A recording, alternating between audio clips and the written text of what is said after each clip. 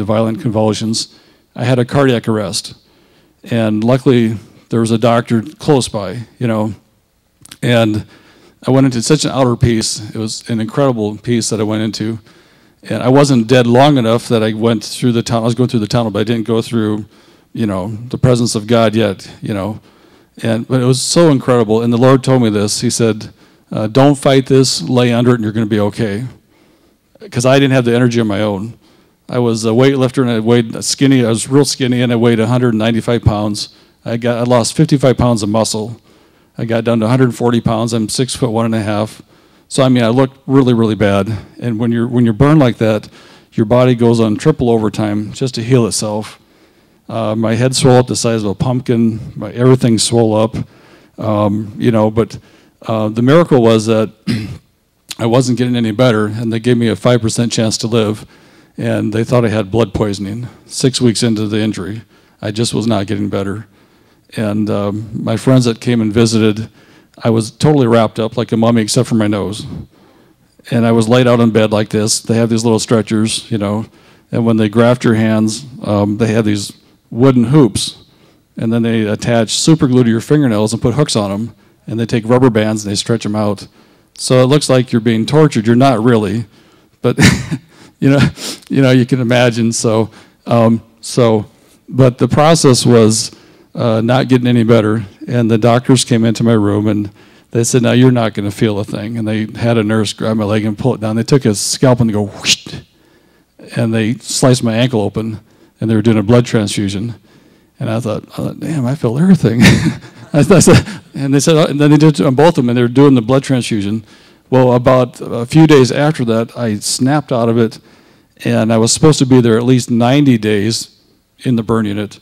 I was home in 51 days, which is amazing, But the recovery period was a long process. It took about 4.5 years of that, And but I'm here just to encourage you that, and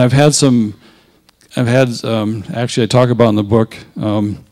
I don't see angels, but I have a friend that does, and Michael has appeared twice to me while we were praying. And the last time was the 6th of June 2000. And he used to appear to my mom. He would come because she was so involved with the Right to Life, and he'd come and talk with her about things. But after she died, he sort of was looking out for me. And his last message to me was I said, "What am I supposed to do?" He said, "Keep doing what you're doing." I said, "Well, what am I doing? I'm supposed to keep doing." He said, "Send the Jews home." That was the word, for me.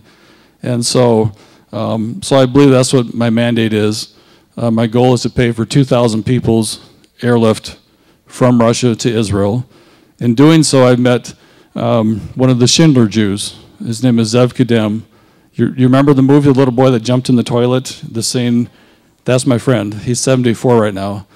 And he has the most positive outlook than anyone I've ever met. He lived through 6 concentration camps from the ages of 8 to 11.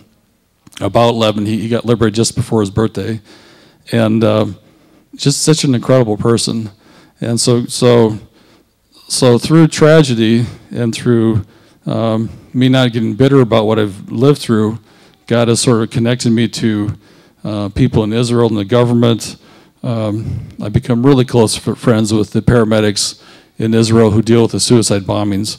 And God put him and I together on an airplane, the manager of this group. And here God's using this explosion survivor to help raise money for suicide bombing victims.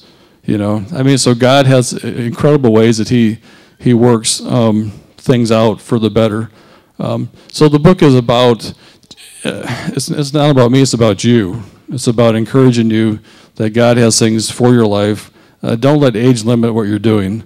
There was a woman, she was 83 years old, and she wanted to be a millionaire so she could give money into God's kingdom. So an anointed minister prayed for her, and she developed a software program that IBM bought for her, and they paid her $20 million. They didn't pay her for a building. They didn't pay her for employees. They paid her for her idea. So she gave that money to the Lord, So don't limit what God's going to do in your life. I tell people I got 65 more years of work ahead of me, and I'm going to live to be really old and accomplish much and do as much good as I can do while I'm still here. And so